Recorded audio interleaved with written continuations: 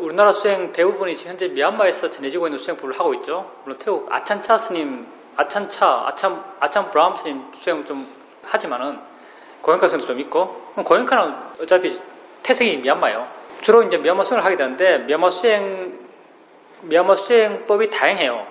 다양하고 수행하러 가면 다양하게 이제 다르게 하라고 말을 하죠. 우리가 수행 현실에 대해서 알아야 될 게 뭐냐면 우리가 그렇게 다양한 수행을 해나갈 때 사람들이 별로 말을 안 해요. 근데 그렇게 말을 안 하는 가운데 알게 모르게 우리가 뭘 믿고 싶어 하냐면요. 수행 방법은 다양하겠지만 그 수행을 통해서 도달하게 되는 수행적 결과는 꼭 같을 거야. 붓다가 말씀하신 그런 수행적 결과를 이 모든 수행이 결국에는 그 길을 갈 것이라고 믿어요. 그런 믿음 하에서 사람들이 수행하게 되는데 내가 미얀마에서 제법 오래 살았잖아. 6년, 7년 살았으니까요. 그리고 나는 뭐 대충 미얀마에서 행해지고 있는 수행처는 다 가봤고 상당히 오래 살았어요. 각 수행처마다. 우리가 수행처 해봐야 뭐 파옥, 마시, 효문이잖아요.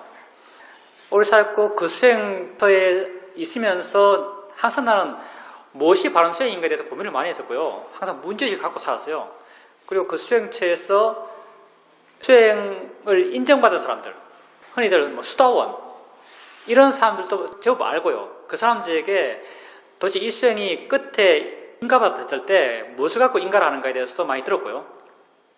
그러면서 내가 내린 결론은요. 여러 가지 수행법이 가는 길도 다르지만요. 가서 도착하는 점도 달라요. 이게 아주 심각하게 달라요. 미얀마에서 실제로 서로 수행처마다 상대 수행처를 욕하거든요. 티처들이. 예를 들면 제일 심각하게 욕하는 데가 이제 마시하고 세력이 제일 크니까 파옥과 마시인데 파옥과 마시가 서로를 비방하는 건요. 굉장히 치명적인 비방을 해요. 어떻게 말하는가? 파옥은 마시를 어떻게 비방하는가? 비방이 아니라 이거 비판이에요, 비판. 옳고 그런 게 있으니까요. 서로 다르니까. 내하고 다르니까요. 난 내가 옳다고 생각하니까 얘는 나랑 다르니까 당연히 비판해야죠. 파옥은 마시를 어떻게 비판하는가? 아주 치명적으로 비판해요. 마시에서 이것이 열반이라고 하는 체험이 있어요. 근데 파옥에서 마시에서 말하고 있는 열반 체험은 잠자는 것과 똑같다 이렇게 말해요. 잠든 상태다 그거는. 그걸 방황가라고 그러죠. 잠들었을 때 우리 마음 상태가 방황가예요. 마시에서는 방황가에 빠진 걸 갖고 열반이라고 부른다라고 파옥은 비난해요. 그런데 마시는 또 파옥을 어떻게 비난하는가? 마시에서는 파옥을 어떻게 비난하냐면 파옥은 사마타 수행을 하잖아요. 그리고 사마타 수행을 해서 별별 걸 다 해요. 파옥 수행 과정을 마친 사람은요. 우리가 보기엔 거의 초인 비슷해요. 다 하니까. 심지어 하늘날도 보고 지옥도 보고 자기 전생 보고 이래요. 아니 자기 전생을 어떻게 봐요? 대단하지 않나요? 자기 전생도 바로 이전 전생 보는 게 아니고요. 이전 전생, 그 이전 전생, 그 이전 전생 5번의 전생을 넘고까지 봐요. 그게 코스예요, 코스. 그것까지 그 사람들은 원인 결과를 이야기하죠. 그럼 마시는 파옥을 어떻게 비난하는가? 야, 너희들 파옥은요, 수행법이 어떠냐면요. 항상 수행자가 수행 결과를 알고 지금 수행해요. 내가 지금 이 수행을 하면은 어떤 결과가 나타날 걸 알아요. 수행 텍스트가 다 있거든요. 그래서 내가 지금 이 수행을 하면은 다음에 어떤 결과가 나타날지 알고 지금 수행하고 있어요. 당연히 수행 잘하고 싶은 욕망이 있는 수행자는요, 그 길 향해 나가고 싶어 하죠. 그걸 체험하고 싶어요. 근데 이렇게 체험하고 싶어 하는 사람이 사마디가 강해요.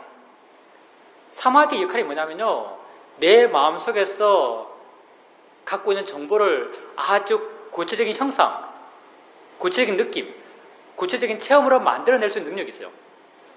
그걸 정말 진짜처럼 느끼게 하는 능력이 사마디에 있는 거죠. 사마디가 그런 역할을 해요. 우리가 꿈속에서 사마디가 마음이 고요한 상태고요. 잠을 잘 때도 사실은 사마디가 굉장히 강한 상태예요. 그래서 잠잘 때 어떤 걸 체험하면 그 체험이 굉장히 리얼하게 느껴져요. 잠잘 때 맞으면요, 깨수도 아파요. 심지어는 그게 그만큼 가짜지만 진짜처럼 마음이 만들어내기 때문에 진짜처럼 마음이 느끼고 체험해요. 진짜처럼 느끼게 하는 마음의 성질이 뭐냐면 바로 사마디예요. 기도 열심히 하는 사람들이 관세음보다 챙겨놨다잖아요. 자기 마음속에 있는 관세음보살을 만들어내요. 왜냐하면 기도 열심히 하면 강해지는 게 사마디거든요. 그럼 만들어내는 거예요. 이렇게 만들어내고 싶은 걸 다 만들어낼 수 있어요. 그러니 마하시에서는 파악을 어떻게 욕하는가? 야, 너희들은 사마디 상태에서 위파사나 수행이라고 부르는 걸 한다. 너희들이 만약에 어떤 물질을 관찰하려고 할 때 그 물질을 관찰하려는 마음을 갖고 관찰하지 않느냐. 그 물질이 알아져서 그 물질을 아는 것이 아니고 그 물질을 보려고 해서 그 물질을 봐요. 이게 굉장히 다르거든요. 그러니까 야, 너희들이 처음 하는 모든 것은 다 너희들 마음으로 만들어낸 거다. 이게 마하시 쪽에서 파악을 비난하는 거예요. 사실은 그 비난의 방향이요, 서로의 거의 급소를 노리고 있어요. 너희들 아무것도 아니야 라고 똑같아요. 파악에서 마하시는 야, 너희들 잠든 상태를 갖고 너희들은 열반에 그런다. 이렇게 말하고 있고, 마하시에서는 파악을 너희들 다 마음으로 만들어낸 걸 진짜로 그런다. 너희들 법 못 본다. 다 마음으로 만들어낸 관념을 갖고 법이라고 착각하고 있다. 모르겠어요. 미얀마에서 모곡도 있고, 모곡은 상당히 시험이랑 비슷하긴 하던데, 다양한 수행법이 있는데 대중적으로 이렇게 알려진 수행법 대표적으로 3가지, 쇼민, 파악, 마하시를 한다면요, 이 수행법은 셋 다 올라가는 길이 다르고요, 결과도 달라요.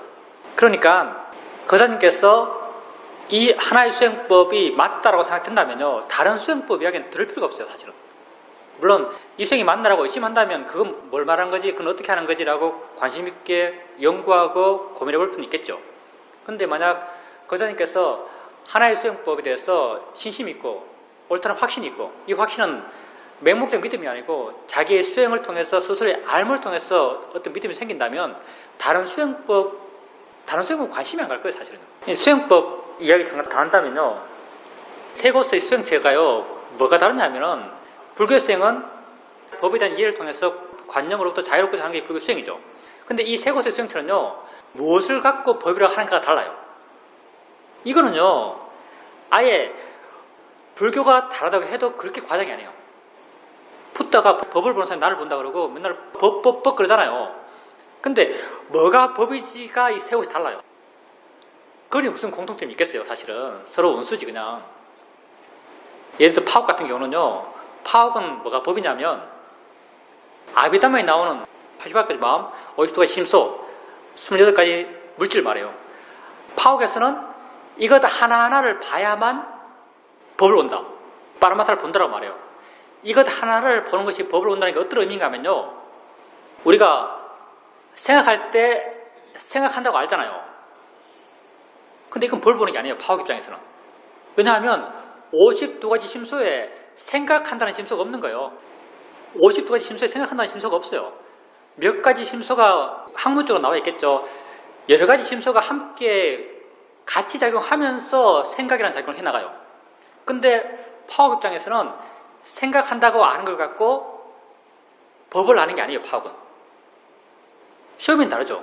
시험이 마하시는 이 측면에 똑같은데, 이거는 이제 미얀마 전통적인 견해인데요. 미얀마에서 법에 대해서 어떤 전통적 견해를 갖고 있냐면, 교학에서 다른 것과 구분되는 고유한 작용을 하면 그게 법이다 그래요. 고유한 특성 있는 작용을 해나가면 그게 법의 작용이라고 보통 전통 교학에서는 그렇게 보고 있죠. 파옥은 아주 특이하게 아비담에서 말하는 그 하나하나만이 법이라고 이야기해요. 파옥은. 마하시 시어미는 그 입장은 똑같죠. 뭘 하고 있으면 생각하는 것과 보는 건 다르잖아요. 그럼 보는 것을 알아도 법을 보는 것이고, 생각하는 걸 알아도 법을 본다고 말해요. 마하시와 파옥에서는. 근데 또 마하시 파옥이 아니에요. 마하시 시어미. 또 마하시 시어미는 또 어떻게 다르냐면요, 시어미는 법은 체험할 수 없다고 봐요. 왜냐하면 성질과 작용이니까 우리가 어떻게 직접 체험하겠느냐. 중력도 단계죠. 중력이 단계예요. 성질과 작용이죠. 중력을 우리가 어떻게 체험하지? 중력을 체험할 수 있겠어요? 인식할 수 있겠어요? 중력을 안다면 무게겠죠. 근데 무게가 중력은 아니거든요. 저울 되면 저울은 눈금이 올라가요. 눈금이 중력인가요? 성질과 작용을요, 관념화시켜서 알 수는 있어요. 눈금이라는 것, 계기판의 숫자들 딱 관념화된 것이죠. 성질과 작용을 관념화시켜서 알 수 있지만 성질과 작용 그 자체를 알 수는 없어요. 시어민의 입장은요, 성질을 작용, 실제는 법은 알 수 없다, 체험할 수 없다, 단지 이해할 수만 있다는 게 시오민의 입장이죠. 근데 마하시는 어떤가? 마하시는 비파사나 16단계 지혜를 이야기할 때 뭐 물질, 정신, 원인, 결과 쭉쭉 나가죠.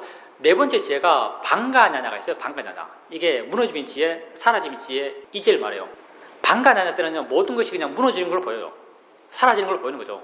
이렇게 방가냐냐에서 보고 있는 그 사라지는 것들은 실제는 법이다고 말해요. 이 지점에서는요, 또 마하시와 시오민이 법에 대한 입장이 갈라져요.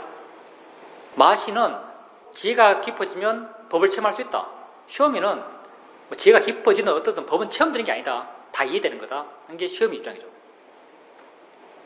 갈라지잖아요. 법이 뭐다라는 게 다르다는 것은요, 불교의 길을 떠날 때 그 첫 발자국의 방향이 다른 거예요. 그게 당연히 다르죠. 수행법이 안 같아요. 당연히 도착점도 달라요. 어떤 수행을 할 것인가 굉장히 고민되는데, 무엇이 바른 불교 수행인가? 그 기준은 단 하나예요. 이 수행을 통해서 욕심과 어리석음이 줄어들면 그게 불교 수행이에요. 근데 이게 굉장히 애매하거든요.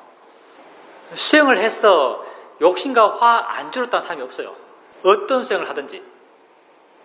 수행을 해서 어느 정도까지는요, 수행을 하면 다 마음이 좋아져요. 왜냐하면 사람들은 수행을 해 나갈 때 자기가 하고 있는 수행에 대해서 좋은 가치를 부여하거든요. 내가 훌륭한 일, 참된 일, 바른 일을 한다고 생각해요.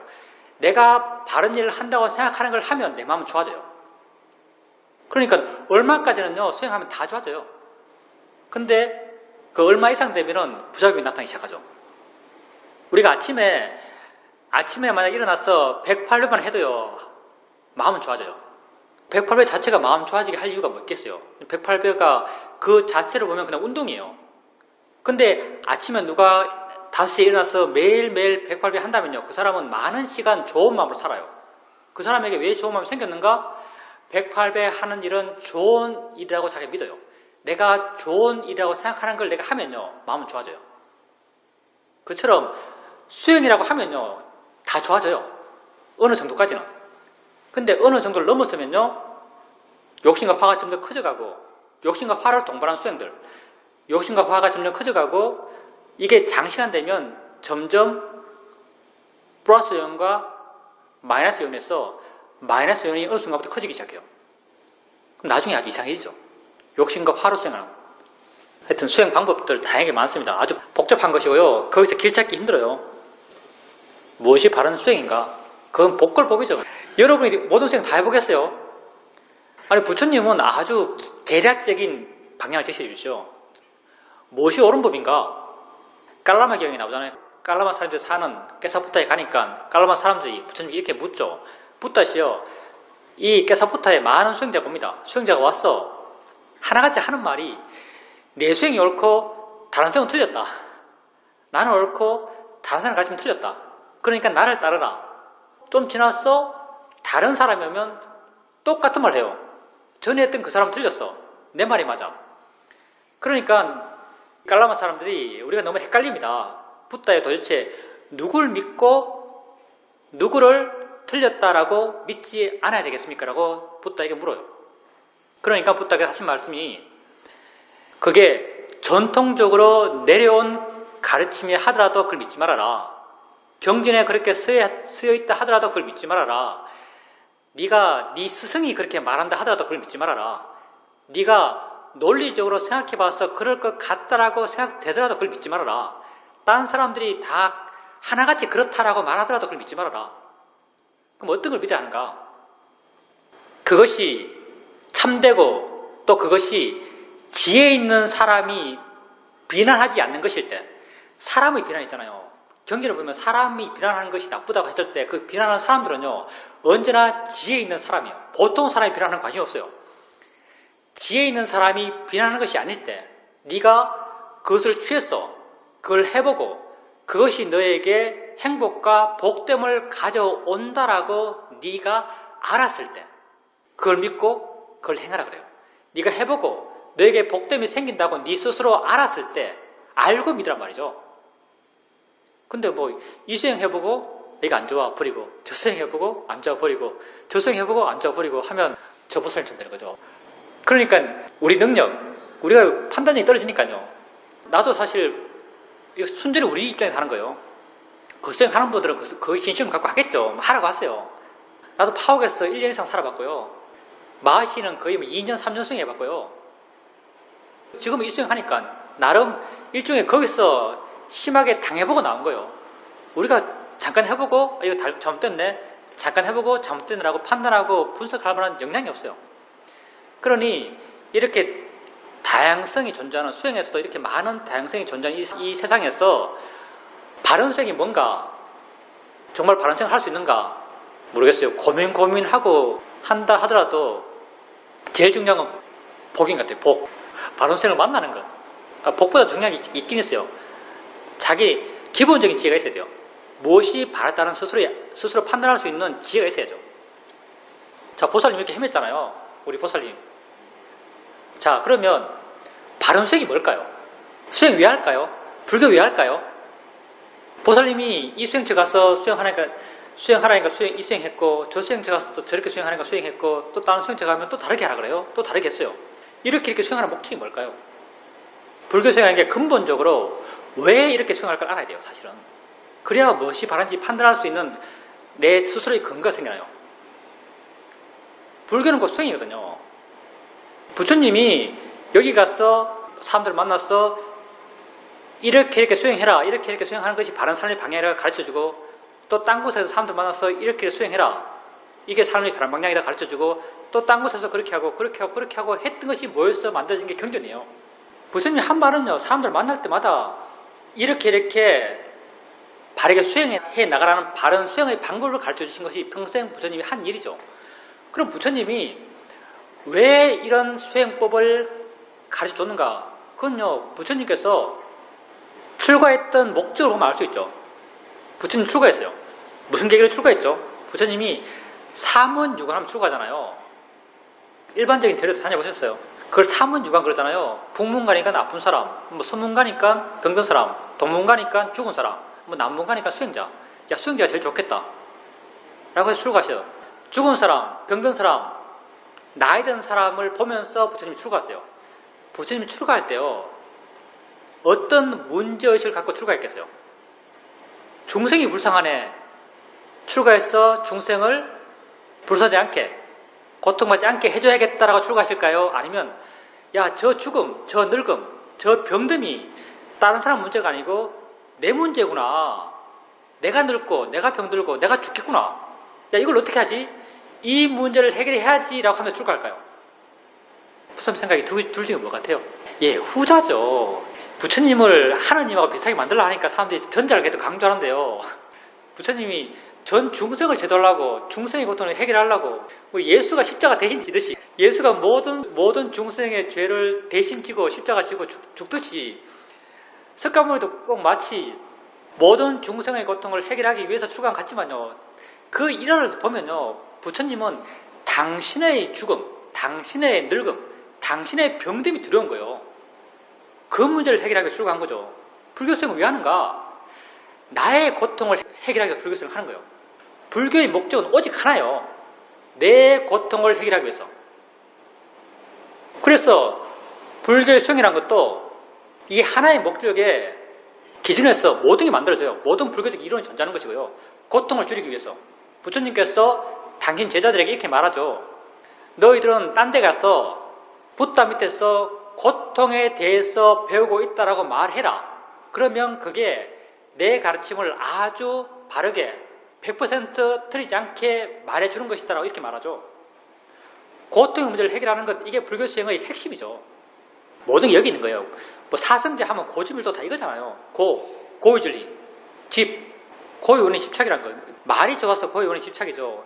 우리가 우리식 표현하면요, 고의원이 뭔가 알아진 걸 그릇되게 보기 때문에, 이게 사실 수행적으로 맞는 말이죠. 고통이 생겼어요. 왜 생겼지? 집착인데요. 집착이란 말은 한문적인 좀 멋있는 표현이고요.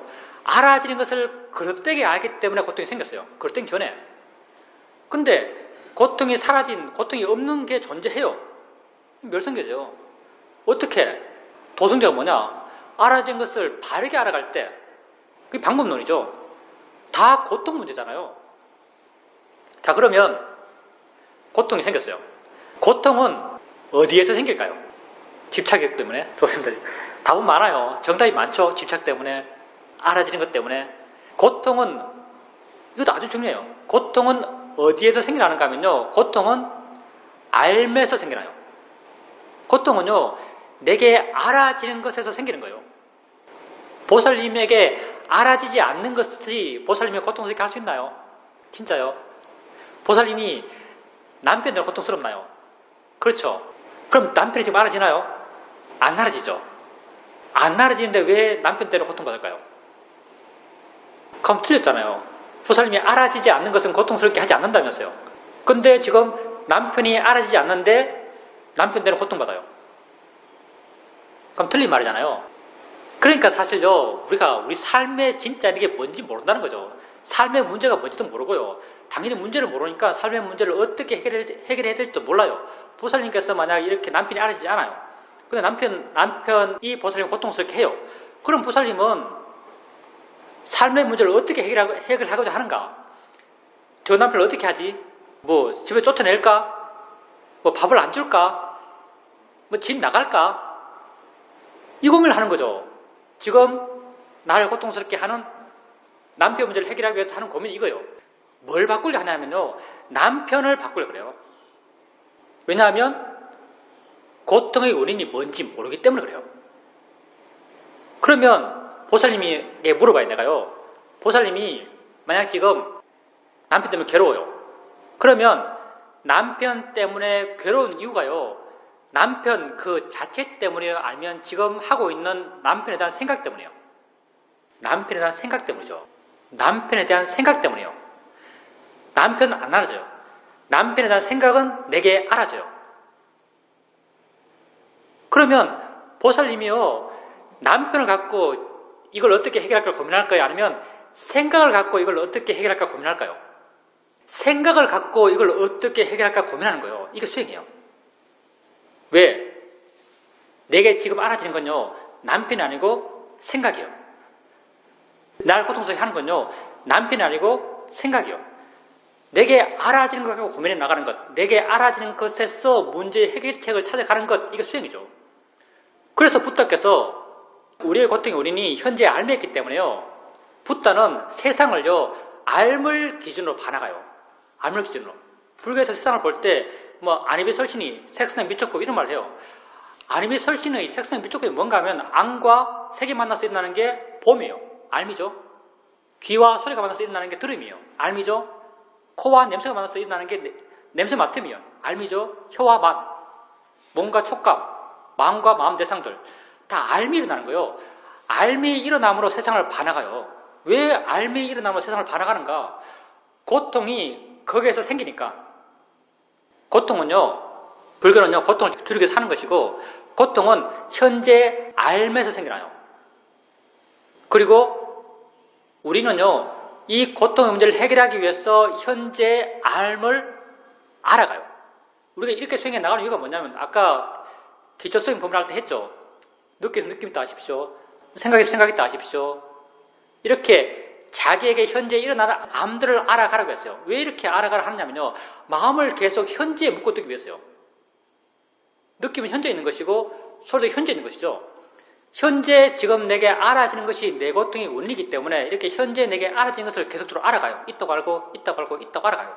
이렇게 알아가다 보면요, 점점 수행하는 마음이 좋아지고, 수행하는 마음이 좋아져 가다 보면요, 어느 순간부터 조금씩 이 알매 진짜 있는 것이 뭔지를 이해해요. 알매 진짜 있는 것, 이게 법이죠. 예를 들어서 이게 있어요. 보세요. 처음 하시는 분이니까 잠깐 해봅시다. 봐요. 리모컨을 보죠. 하얀색이요. 네모났어요. 봐요. 보살님 눈에서 뭐가 나가서 볼까요? 아니면 여기서 뭐가 와서 볼까요? 눈에서 뭐가 나가요? 빛이 나가요? 초음파가 나가요? 뭐 파장이 나가요? 뭐가 와서 보죠. 여기서부터 뭐가 와서 보는 거예요. 그게 뭐 과학적으로 비추면 되겠죠.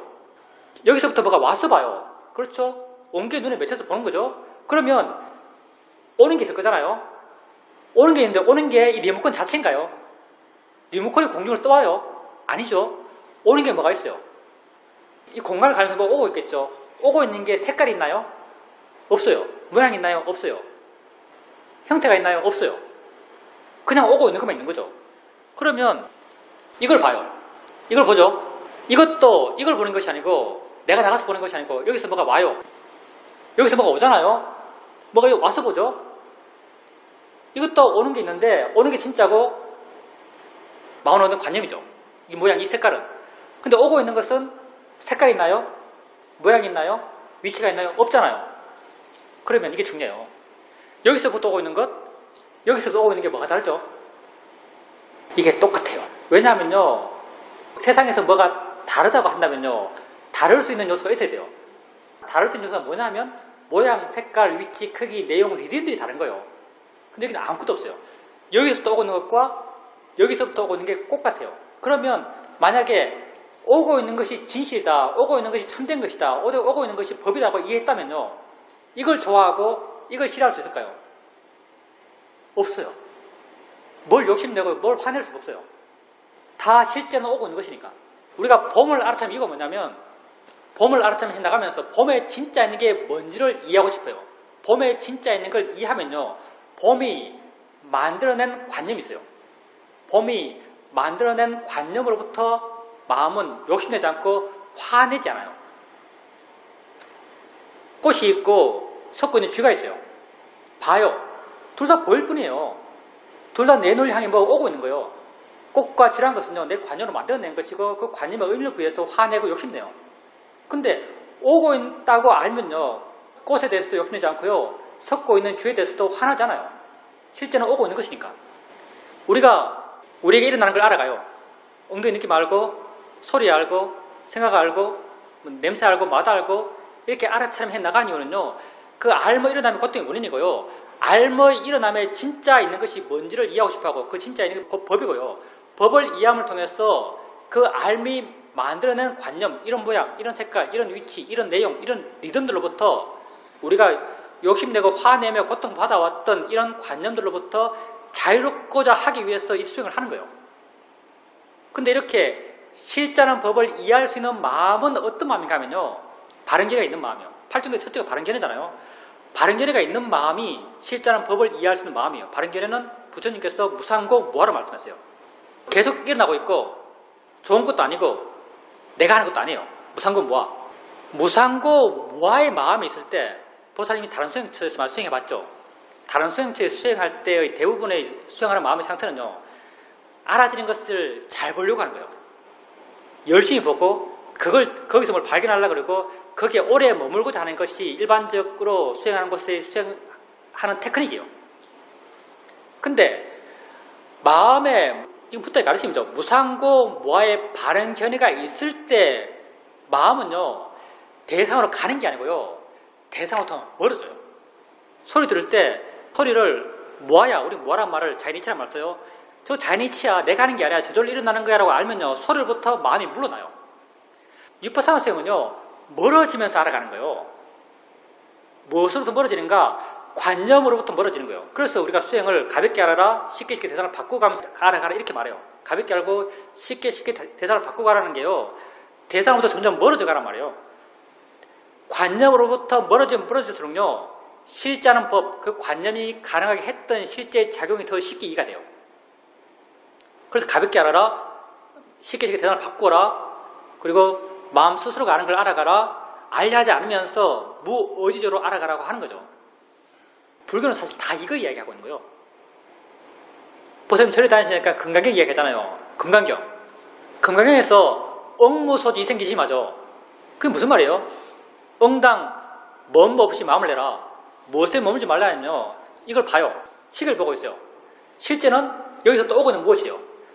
그러면 응무소주 이생기심에서 어디에 몰면서 마음을 내지 말라 하냐면요, 식에 머물면서 마음을 내지 말란 말이에요. 이게 관념이거든요. 그럼 어디에 머물러야 하는가? 오고 있다는 게 머물러요. 오고 있다는 것은 법이거든요. 내게 실제 체험되는 것. 오고 있다는데 마음이 머물면요, 식에 대해서 마음이 화나지 않고 욕심내지 않아요. 또 건강에 또 어떤 말이 있죠? 약이 새끼나, 오늘 또 건강 얘기해 봅시다. 약이 새끼나, 이음성과 뭐 신행사도 불능견절에 많이 들어보셨죠? 야기 새끼나 색으로 나를 보는 사람. 부처님이 말씀하신 거예요. 색으로 나를 보는 사람. 색으로 나를 보는 사람은 어떻게 보는가? 저건 황금색, 저건 머리, 저건 팔, 저건 키가 크다. 이런 모양으로 색깔로 붓다를 찾는 사람. 이런 사람과 이 음성과 이 소리로서 나를 구하는 사람. 이 소리는 붓다의 소리, 이 소리는 어떤 내용의 소리, 이 소리는 남편 소리. 이렇게 소리로서, 소리의 내용으로서 소리를 누구의 소리라고 아는 사람. 이런 사람들은 사도를 향하는 사람이에요. 사도가요, 외도보다 더 나빠요. 외도는 불교 이외에 다 외도예요. 사도는요, 불교와 거꾸로 가는 게 사도예요. 불교는 어떻게 가는가? 불교는 고통을 줄이는 길을 가요. 사도는 고통을 키우는 길로 가요.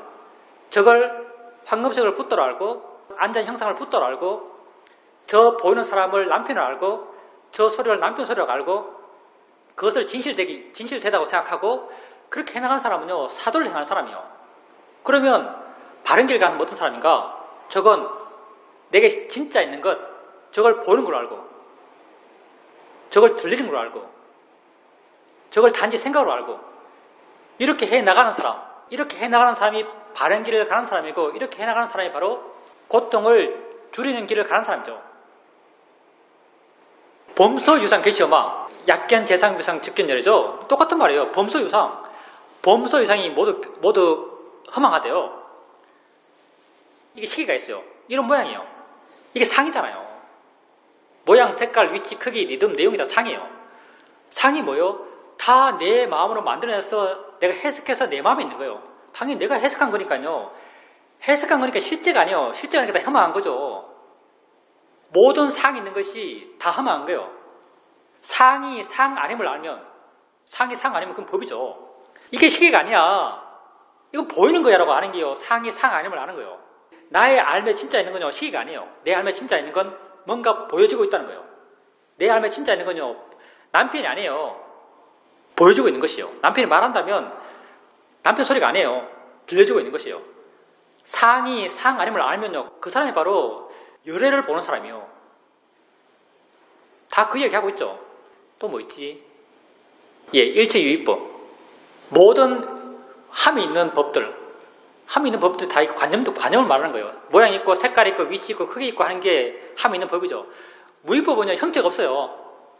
보이고 있는 게 색깔도 모양도 크기도 위치도 없는 거죠. 모든 형상이 있고, 모양이 있고, 위치 있고, 내용이 있고, 리듬이 있는 건요, 다 꿈 같고, 당연히 꿈 같죠. 마음을 만들어내는 거니까. 번개불 번쩍하는 것 같고, 거품 같은 거죠. 일체유의법, 요망한 포용, 여로영여전, 엉당여시관. 그러니까 엉당 이렇게 보라는 거잖아요. 엉당 관념들이 다 이렇게 허망하다고 반항하라 그래요. 금강경을 수지 독송하는 공덕이 무슨 항아사 모래수만큼 많은 세상에, 그 세상을 칠부로 다 가득 채운 그 공덕보다 더 크다 그러죠. 금강경을 수지 독송한 게요, 금강경을 뭐 1000번 사경하고 금강경을 10,000번 읽고, 그게 금강경을 수지 독송한 게 아니죠.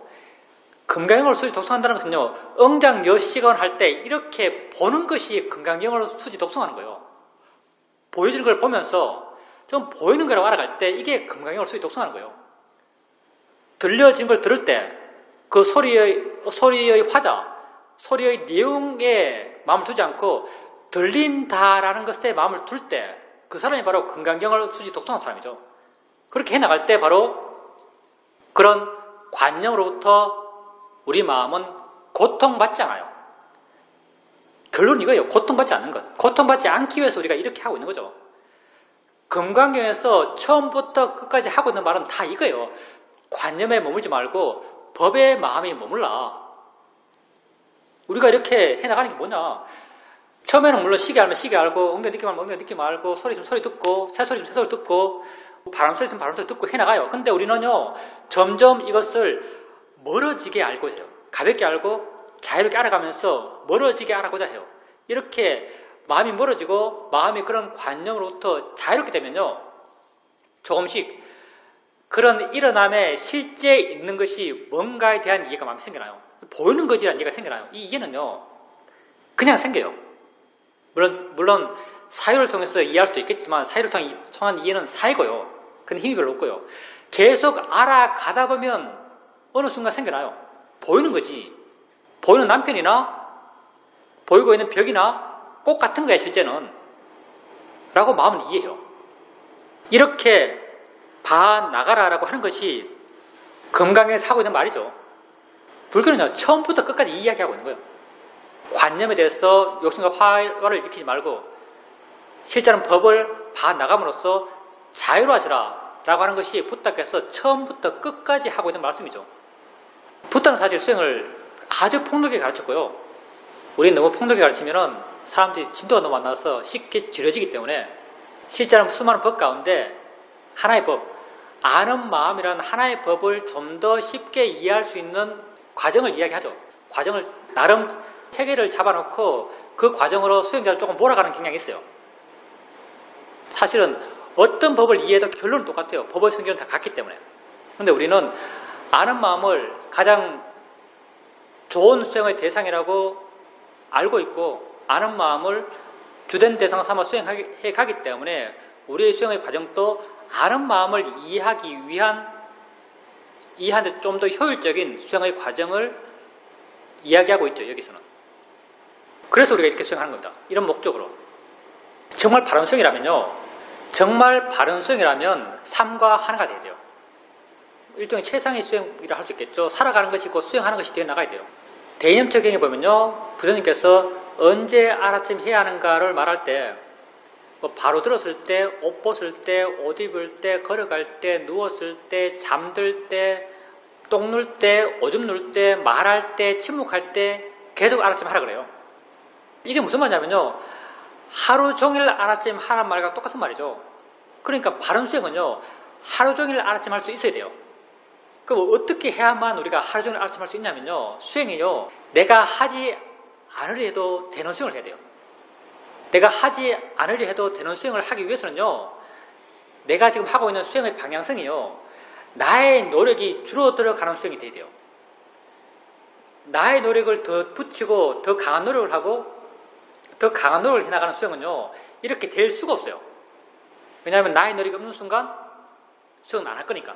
그리고 나는 본능적으로 수행하고 싶어 하기보다는 수행하기 싫어해요. 그건 당연히 놓치게 되죠. 우리가 이렇게 대상으로부터 물러나는 수행을 해나가는 것 또한 그것과 일맥상통하는 방향이죠. 수행을 통해서 삶의 고통을 해결할 수 있어요. 근데 수행을 할 줄 알아야 돼요. 보살님이 이제 알아차림이라고 말씀하셨는데요. 무엇을 알아차림해야 하는지를 우선 이해하셔야 돼요.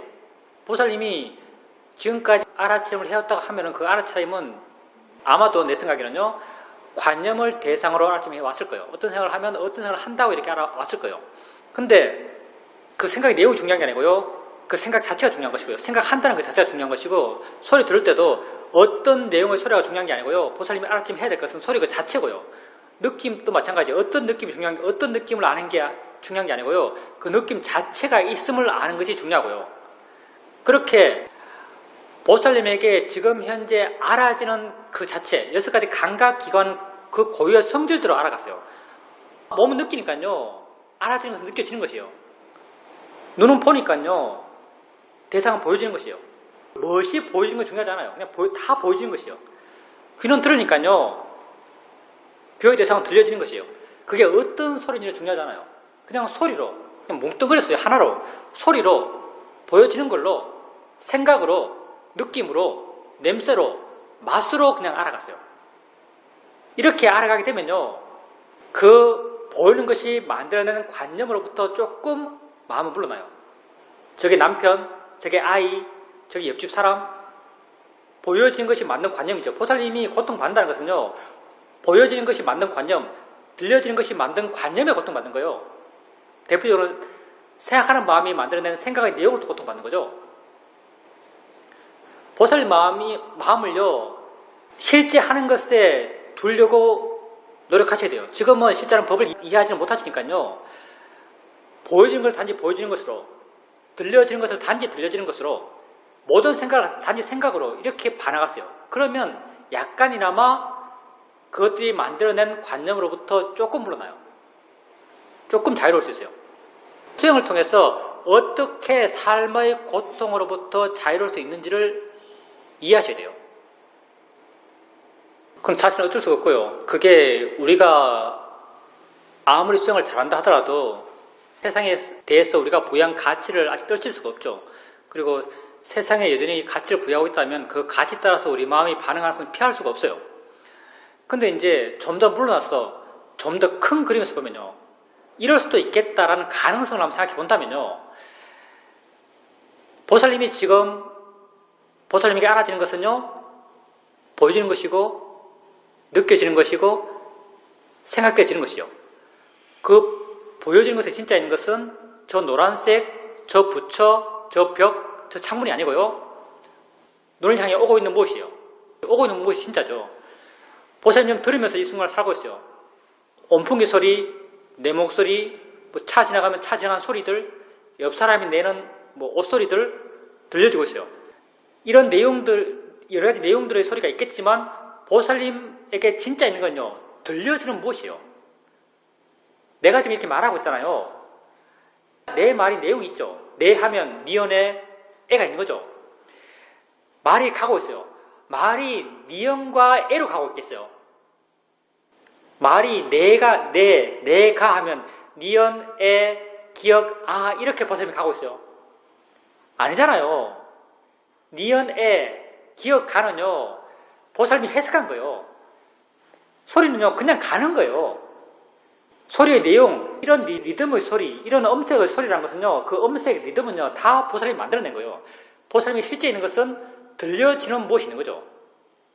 보살님이 지금 현재 앉아서 그걸 알고 있는 거잖아요. 그리고 어떤 생각이 나요. 마음에 와닿지 않겠지만 한 가능성을 생각해보자는 거예요. 어떤 생각이 나요. 기초성 부분을 할 때도 했지만 날 사귀신 사람이 있어요. 생각 있죠. 보통 하면 괴로워요. 집에 있는 고양이가 있어요. 귀여워요. 같이 맨날 나랑 놀아요. 생각하면 마음이 흐뭇해요. 이 두 생각이 있어요. 나는 왜 한 생각하면 괴롭고 한 생각하면 즐거울까요? 이 둘이 뭐가 다르죠? 생각이 분리되겠나요? 생각이 내 뇌를 찌르나요? 생각이 내 뇌를 누르나요? 이 두 생각은요. 지금 내가 생각한다는 입장에서 보면 똑같아요. 내용과 영상이에요. 내가 지금 고양이가 놀고 있는 게 아니에요. 내가 지금 돈 아갚은 빚쟁이를 보고 있는 게 아니에요. 그냥 생각만 하고 있어요. 내가 생각하면서 괴로울 필요가 있을까요? 생각은 생각인데 체험이 아니고. 정말 내 지혜수준이 높다면 어떤 생각을 해도 괴롭지 않을 것 같지 않나요? 않을 수도 있을 것 같지 않나요? 보살님 집에 가요. 집에 가서 세상의 세파에 만났어요. 세파에 부딪힌 자 할 때 보살님 삶은 어떤가? 그때도 지금 이 자리에 앉아있는 보살님의 삶과 내용은 똑같아요. 세파에 부딪힐 때도 보살님은요, 뭔가를 보고 있어요. 그때도 보여준 내용, 뭐 빚쟁이, 내 상사, 맨날 떠드는 내 옆집, 이런 사람이 보이는 게 아니에요. 진짜는 이게 아니에요. 진짜는 다 보살님 눈을 향해 오고 있는 무엇이에요? 진짜는 이것이거든요. 주위에서 많은 소리가 있어요. 날 욕하는 소리, 모함하는 소리, 많은 소리가 있죠. 근데 진짜는 귀에 들리고 있는 거예요. 생각이 엄청 복잡해요. 남편 생각, 아이 생각, 직장 생각. 근데 다 사실 생각이에요. 좀 더 넓게, 좀 더 물러나서 전체를 보게 되면요. 실제로는요. 보살님 삶의 진짜는요. 다 보면서, 들으면서, 느끼면서, 생각하면서 살아요. 뭔가 이런 일어남에 대해서 지혜가 있고, 통찰이 있고, 이해가 있다면요. 자유로워질 수 있어요. 물론 우리가 이 순간 바로 모든 것을 성취한 아라한이 될 수는 없어요. 그렇지만 어떻게 하면 자유로운지 이해하고요. 그런 이해를 통해서 그런 자유로운 길을 가면요. 내 지혜의 힘만큼 조금 자유로워져요. 보살님께서 집에 가서 보기 싫은 사람 봐요.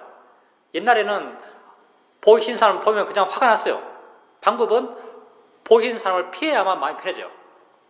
근데 보살님께서 바른 수행을 이해하면요. 보기 싫은 사람을 봐요. 그러면서 마음이 화가 났어요. 그때 보살님은 저거는 진짜는 보이는 거야. 내가 진짜 체험하는 건 보이는 거지. 저 사람이 아니야 라고 마음에게 바른 방향을 제시해줘요. 그러면 보살님은 그 사람을 보면서도 마음은 조금 가라앉아요. 이 가라앉는 마음의 방향이요. 바로 지혜의 방향이죠. 이렇게 보살님은 삶의 내용으로부터 도망가지 않고요. 조금씩 자유로워질 수 있는 길을 한 걸음 한 걸음 갈 수 있어요. 물론 실제 삶은 힘듭니다. 왜냐하면 그 가치로부터 내가 자유로울 수 없기 때문에 그 가치가 집착이에요. 내 마음이 조건이고. 근데 자유로워질 수 있는 가능성도 분명히 있습니다. 내게 지혜가 있다면. 그리고 그런 지혜를 키울 수 있는 방법이 붓다에 의해서 제시되었어요. 그게 지금 우리가 이렇게 하고 있는 것이고요. 실제를 이해하면, 법을 이해하면 법이 만들어낸 관념으로부터 자유로워요.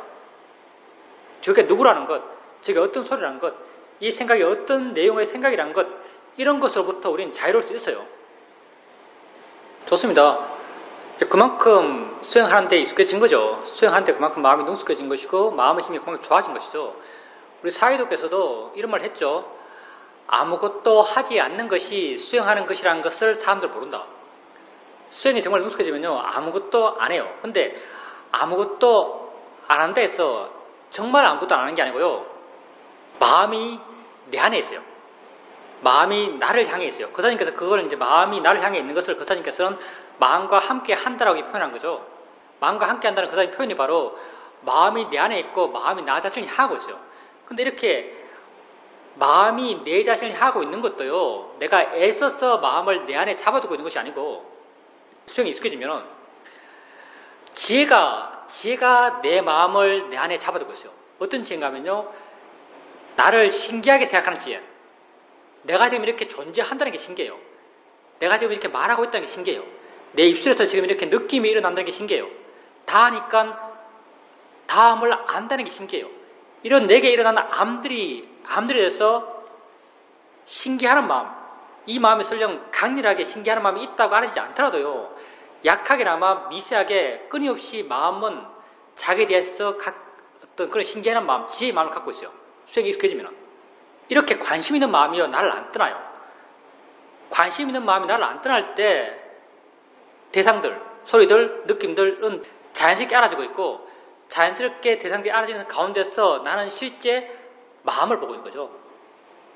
그렇게 관심을 둘 때 거사님이 수행하려는 마음 전혀 없이 정말 수행을 완전히 잊어버렸을 때요. 가끔은요.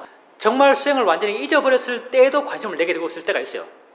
정말 수행을 완전히 잊어버렸을 때 관심을 내게 두고 있다면요. 이때가 사실은 오력의 균형이 맞은 상태예요. 이제 거사님이 마음이 함께 한다 내지는 이렇게 말하는 것도요. 거사님이 함께 하고 있는 것을 확인할 때 확인되는 거잖아요. 거사님이 확인하지 않을 때는 확인되지 않아요. 설령 마음이 함께 하더라도 내지는 마음의 느낌이 좋더라도요. 확인하지 않을 때는 확인되지 않아요.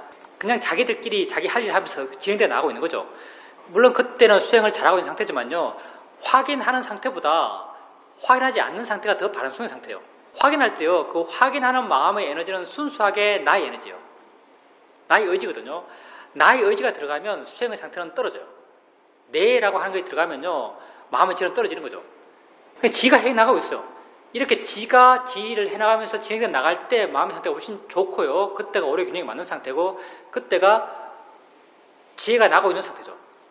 알게 모르게. 그렇게 미얀마에서 수행할 때는요. 인터뷰 스트레스가 내 수행에 도움이 됐어요. 좌선부터 시작하면은 인터뷰 때 뭘 보고 갈 거리가 있어야 되는데 라는 그 약간 강박, 그 압박감이요. 마음을 아주 힘있게 만들었어요. 그 스트레스를 가지고 마음의 파워가, 게이지가 올라간 상태에서 수행을 해 나간 거죠. 그러니까 훨씬 더 깨어있는 마음, 활기찬 마음으로 수행을 해 나가요. 근데 수행의 과정 자체는 번뇌를 줄여가는 수행을 해 나가는 거죠. 바른 견해를 갖고 반학을 하니까. 그래서 이런 선입견들, 이런 마음의 또 번뇌들이 수행 과정에 점점 줄어들어갔죠. 근데 힘이 커진 상태에서 수행해 나가면서 번뇌들이 줄어간 거예요. 그러면서 점점 마음의 조건을 맞아갖고 힘있게 알아갖고 그 속에서 어떤 이해들이 강하게 생겼어요. 근데 이제 이런 데 수행할 때, 거사님 집에 수행할 때 좌선하면 앉는 순간 목적의식이 별로 없어요. 그냥 앉아요. 그냥 앉을 때는요. 이게 마음의 파워로 본다면 마음의 파워가 영 밑에 시작하는 거예요.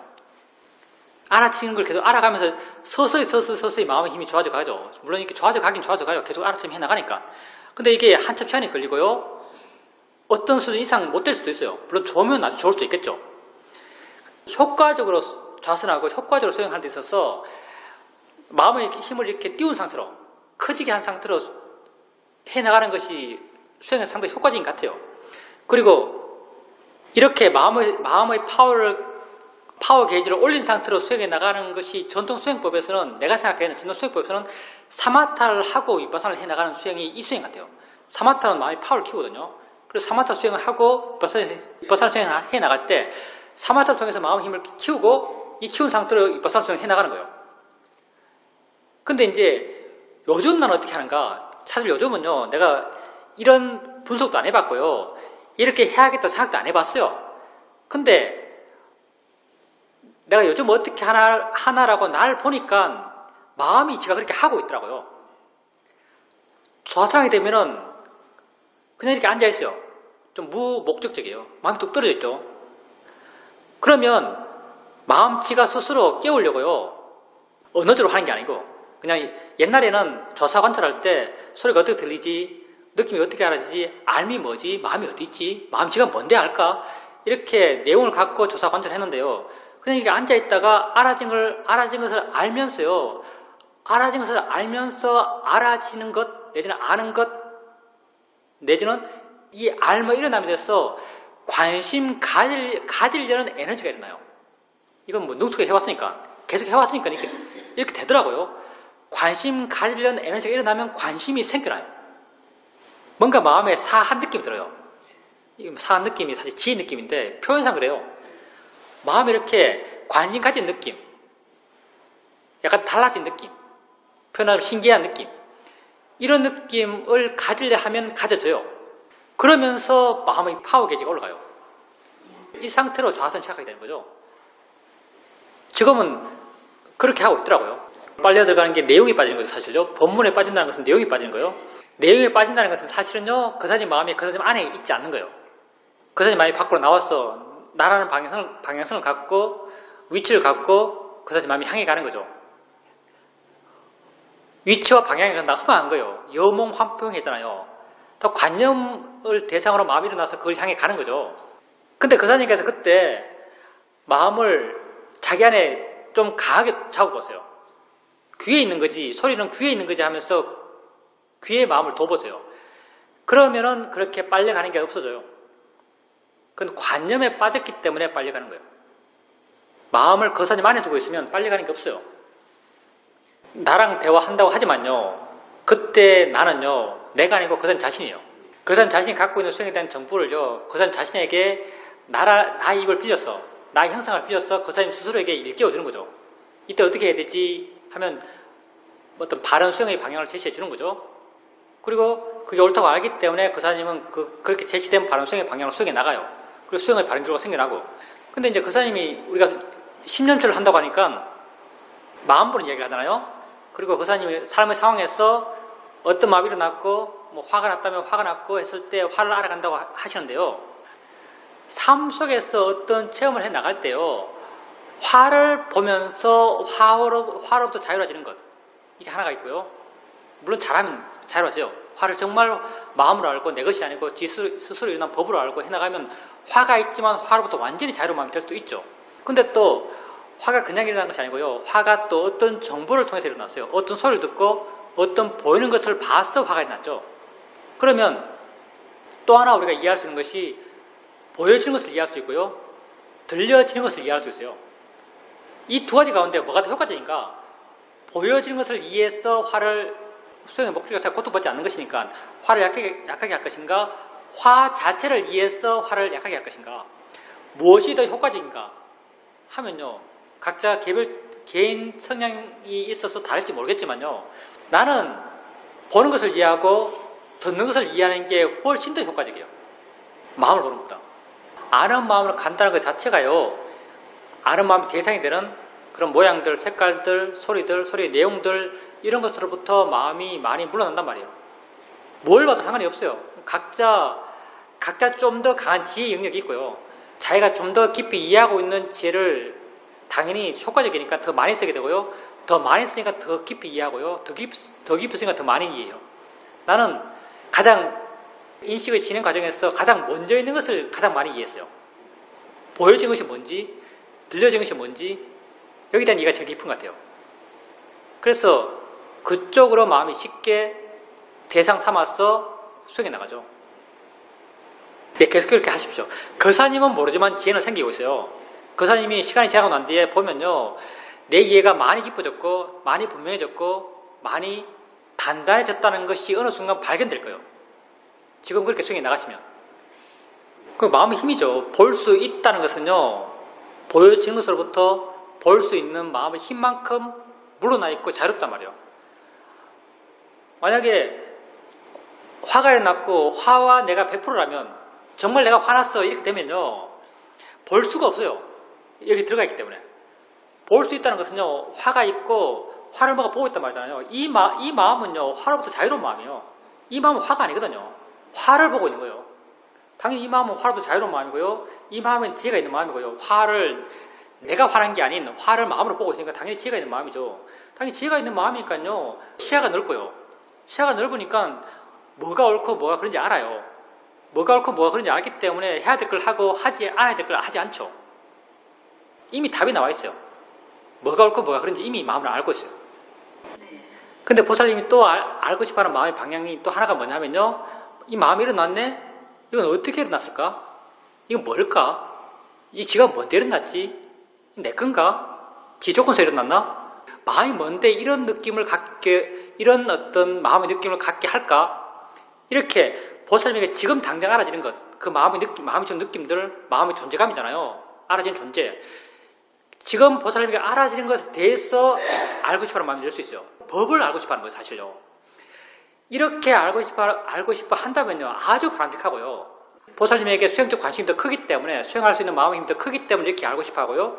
이렇게 알고 싶어 하는 마음은 법을 이해하고 싶어 하는 마음이에요. 그리고 이렇게 알고 싶어 할 때는 그 자체, 그 어떤 성질의 느낌이라는 것에 대해서는 마음이 집착 안 해요.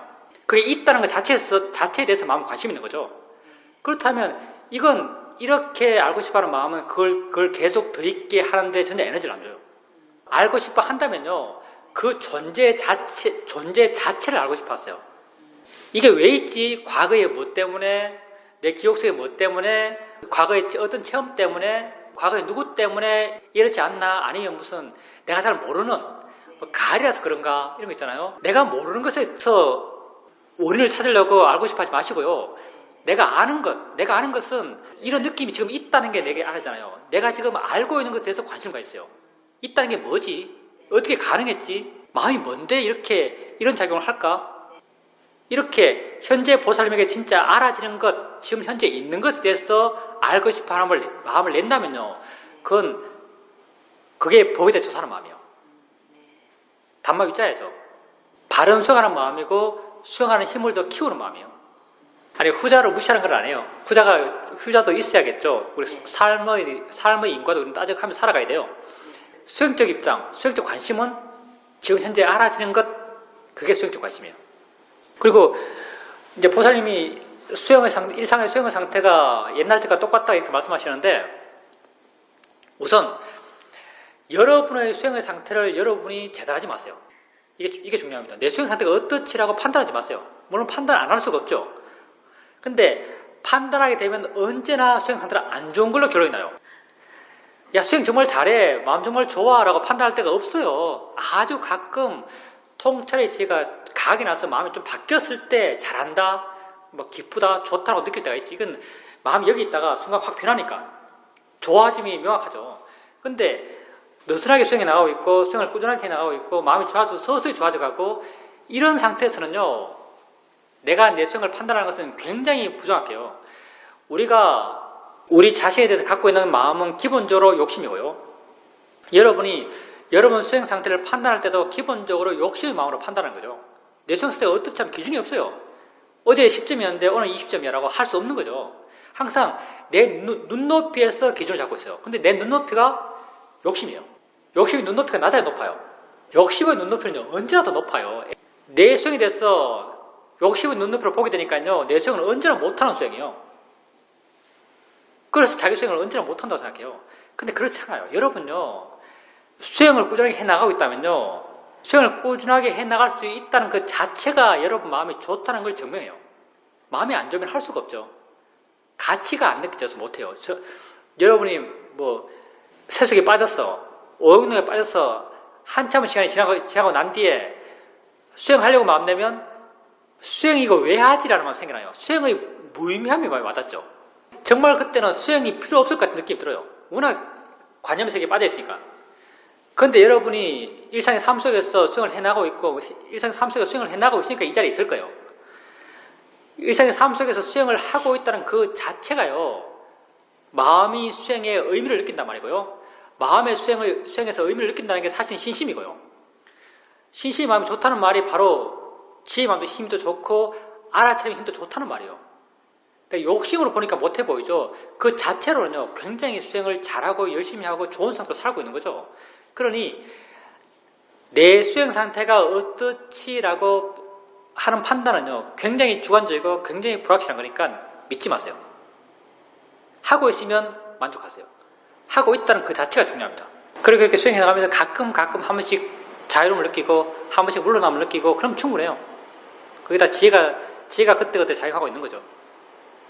사실 그게 다예요. 보살님 잘하고 계신데요. 뭐 우선 보살님께서 이제 수행은 이제 아침에 일어났어, 새벽에 일어났어, 아침까지 이런 수행하는 것이다.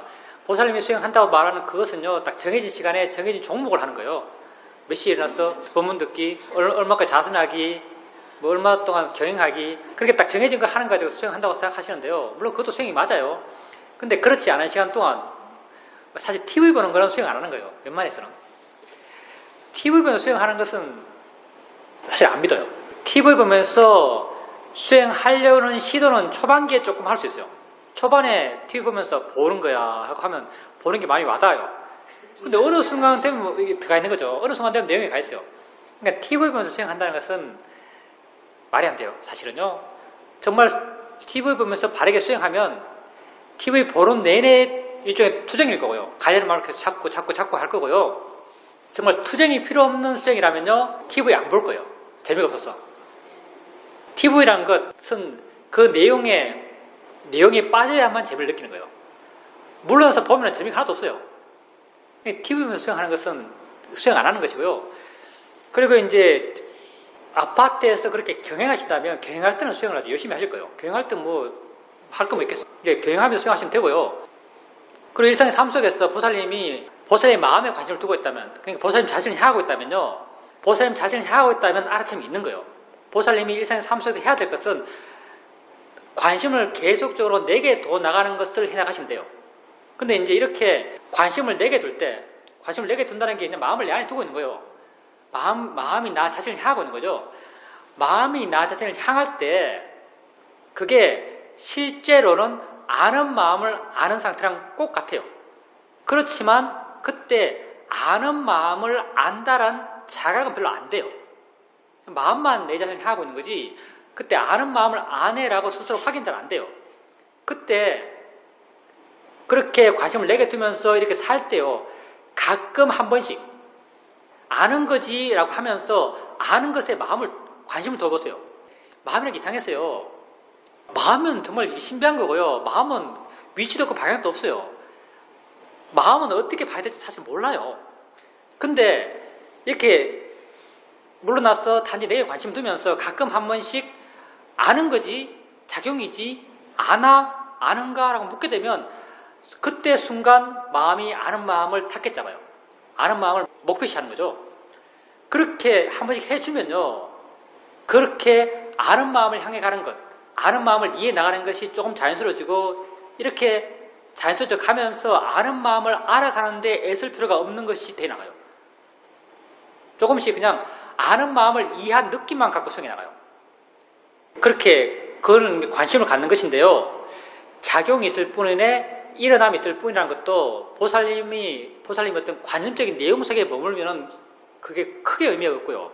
관념적인 내용이라는 것은 본문 많이 들었고 책을 많이 읽었으니까 많이 나오니까 생각 속에 그런 생각한다는 의미가 별로 큰 의미가 없고요. 보살님께서 느끼면서 작용이네라고 그런 지혜의 내용을 일으켜주고, 작용이라 일으켜주는 순간 작용이란 게 마음에 와닿아서 마음에 어떤 이해의 느낌이 생겨나고, 보면서 작용이라고 뒤에 있는 걸 일으켜주고 그 작용이 마음에 와닿는다면요. 그건 그때 법을 이해한 것이고요.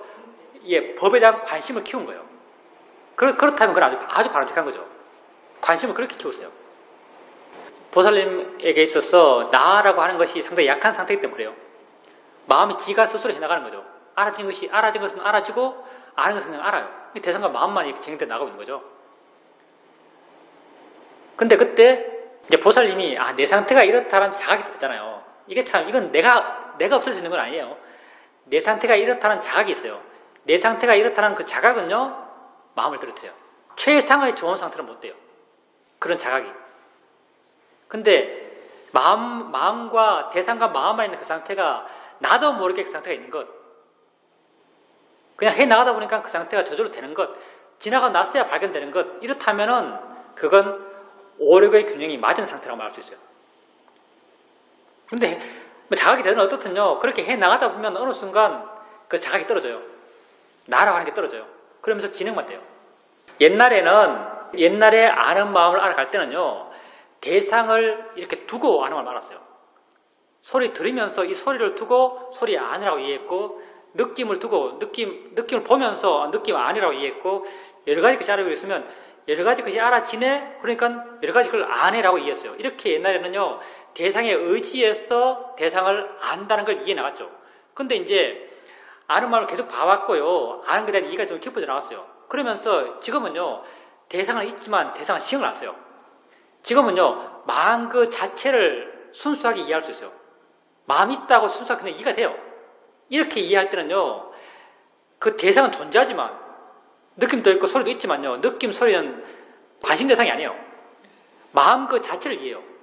보살님이 지금 하고 있는 게 그거거든요. 보살님이 지금 뭐 하고 있다고 모른다고 하지만요. 실제 보살님은 마음을 보고 있는 것이고 그때 보고 있는 마음은요. 대상에 의지해서 이해하는 마음이 아니고요. 마음을 지속적으로 봐왔기 때문에 그냥 이해되는 마음이에요. 아는 작용의 마음. 그러니까 그렇게 봐나가면서 가끔 한 번씩 아는 거지 아는가라고 한번 주목하고 관심 가지면 충분하고요.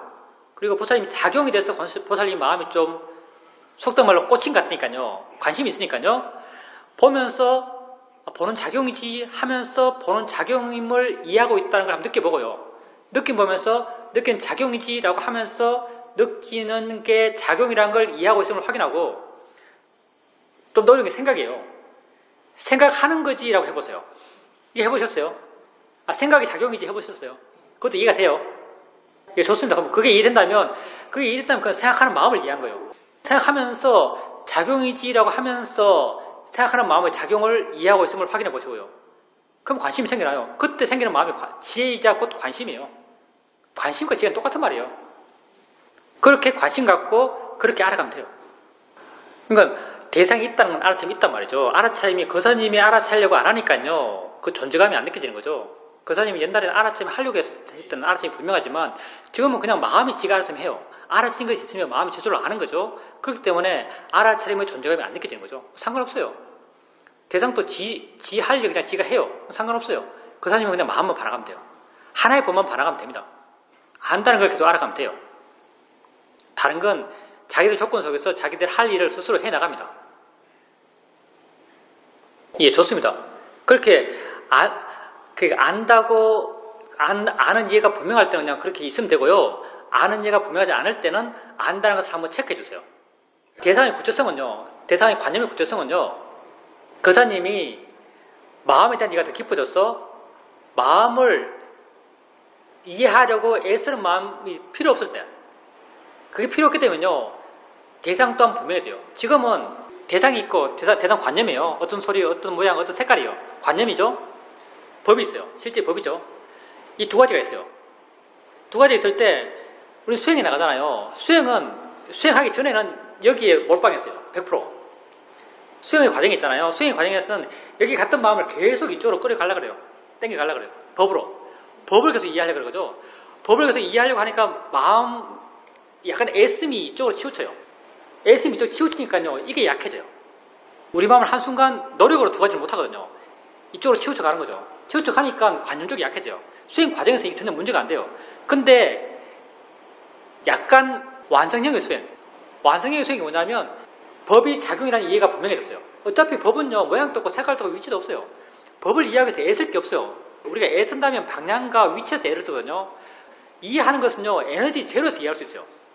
나중에는 이 법을 실제하는 작용과 성질을 이해할 때 힘이 하나도 안 들어요. 이해하려고 애쓸 필요도 없어요. 그냥 이해가 돼요. 그냥 이해는 그냥 이해해요. 그냥 이해하면 돼요. 아무 애씀 없이 방향 없이 위치 없이 그냥 이해하고 있어요. 이렇게 되면 법을 이해하려고 애쓸 필요가 전혀 없어요. 이쪽으로 치우침이 없어요. 그냥 이해하고 있는 거죠. 이렇게 법에 치우침이 없을 때는요, 관념 또한 분명히 드러나요. 왜 지금 현재는 관념이 잘 안 드러나냐 하냐면요, 이쪽으로 치우침이 있기 때문에 관념이 안 드러나요. 근데 이쪽으로 법으로의 치우침이 없다면요, 이 두 개가 함께 공존해요. 법을 이해해서 마음은 자유롭고, 관념은 관념대로 제대로 알기 때문에 세상을 바르게 살아요. 자유로운 마음으로 세상을 바르게 사는 것, 안다는 것에 대한 이해가 깊어져 나가면요, 어느 임계치를 지나면 안다는 것은 지 혼자 있지 않거든요. 안다는 건 당연히 알아지는 것과 함께 있어요. 안다는 것도 작용이고 알아진다는 것도 작용이에요. 이 둘은 이렇게 물려 있어요. 우리는 이쪽만 이해하거든요.